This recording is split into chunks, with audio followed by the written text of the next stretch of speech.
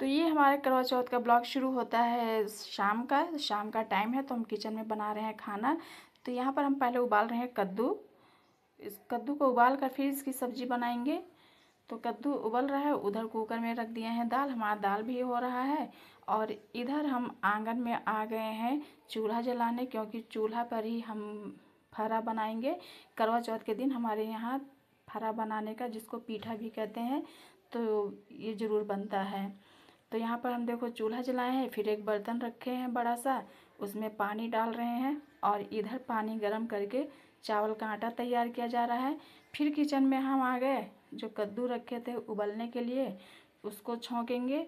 और इधर कुकर में फिर दाल पलट लिए हैं और फिर हम चावल डाल दिए हैं और कुकर का ढक्कन लगा दें। इधर हमारा चावल भी हो रहा है और इधर हम कद्दू तब तक छौंक लेंगे। तो इसमें मैंने जीरा, जवाइन, सौंफ, मेथी, लहसुन और लाल मिर्च का तड़का लगाया।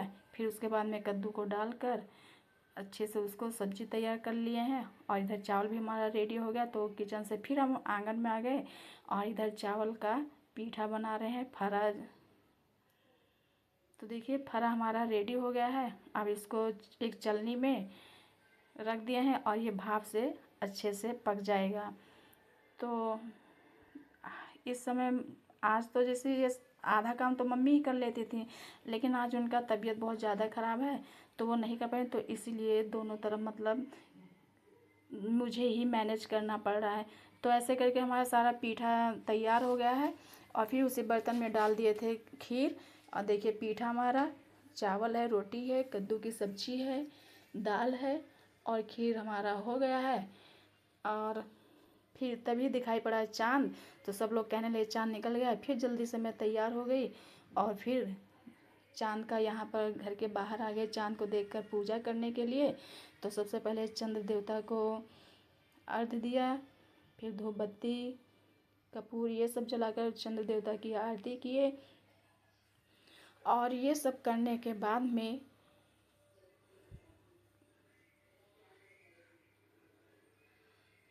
पूजा आरती करने के बाद में फिर हमने अपना पूजा की थाली लिया और लोटा का जल लेकर चल दिया अपनी बड़ी सासू माँ के घर, क्योंकि हम लोगों का जो करवा चौथ का पूजन होता है उन्हीं के घर होता है। तो फिर हमारे घर की जितनी भी सारी बहुएं होती हैं बड़ी अम्मा के घर जाया जाता है। तो हमारे यहाँ एक रस्म होता है, मुंह में पानी लिया जाता है और चंद्र देवता देखे नीचे रखें तो इनकी परिक्रमा किया जाता है 7 बार। तो मैंने किया, फिर ये हमारी देवरानी है और इसी तरह से सारी देवरानियाँ मिलकर और जेठानी, सासू माँ सब मिलकर हमने ये रस्म किया। चंद्र देवता का परिक्रमा करके कुल्ला करते हैं। फिर उसके बाद में आ जाते हैं यहाँ पर धूप और कपूर अगरबत्ती जो भी पूजा किया जाता है तो वो सब करते हैं। तो देखिए हम लोग सब इकट्ठा होकर सारी बहुएं बैठी हैं और बड़ी अम्मा हम लोगों के साथ पूजा कर रही हैं और बीच बीच में वही हम लोगों को बता भी रहे हैं कि ऐसे ऐसे सब लोग करो, क्योंकि मम्मी तो आई नहीं है, मम्मी की तबीयत ख़राब है। तो ये करवा माता है और हम लोग अपना मतलब सिंदूर लगा रहे हैं और करवा माता का अपने सुहाग अमर रहे ऐसा आशीर्वाद ले रहे हैं। गौरी मैया को सिंदूर दे रहे हैं। और फिर हम लोगों के यहाँ ये करवा माता को जो चावल का फरा होता है तो घी और चीनी के साथ करवा माता को खिलाया जाता है। तो फिर सिंदूर लगाने के बाद में, बिंदी लगाने के बाद में हम लोग बारी बारी करके वो फरा खिलाएंगे। तो फिर फरा खिला दिए हैं, फिर जो लोग खिला चुके हैं वो लोग देखो यहाँ पर बैठे हुए हैं और जो नहीं खिलाए वो खिला रही हैं करवा माता को। और इसके बाद हमें और भी रस्म करना है तो हम भी आ गए हैं, बैठ गए हैं। और ये हमारा लोटा घुमाने का भी रस्म होता है।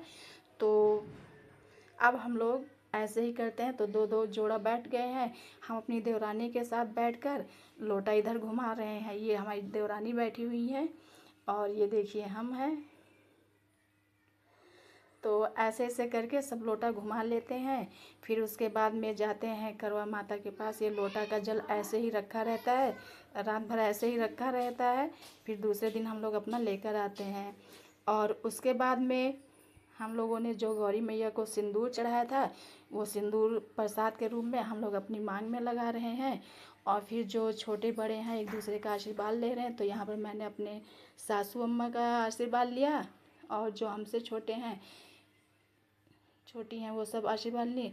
और फिर इस तरह से पूजा करके हम आ गए हैं अपने घर। तो यहाँ पर फिर एक रस्म होता है, सुहाग सामग्री को छूकर ब्राह्मण को दान किया जाता है। तो हमारा करवा यहाँ पर है, उसमें कुछ अनाज रखा हुआ है जैसे दाल चावल नमक ये सब है और सुहाग की सामग्री है, तो इसको छुएंगे। फिर ये सब छूने के बाद में आगे पतिदेव का आशीर्वाद लेने छत पर। तो यहाँ पर पतिदेव का पूजा किया गया, आरती किए और उनका आशीर्वाद लिए। फिर उनके हाथ से पानी पिए, फिर किचन में आ गए, सबको खाना खिलाए। और फिर बारी आई हमारी, तो हम अपना खाना निकाल लिए और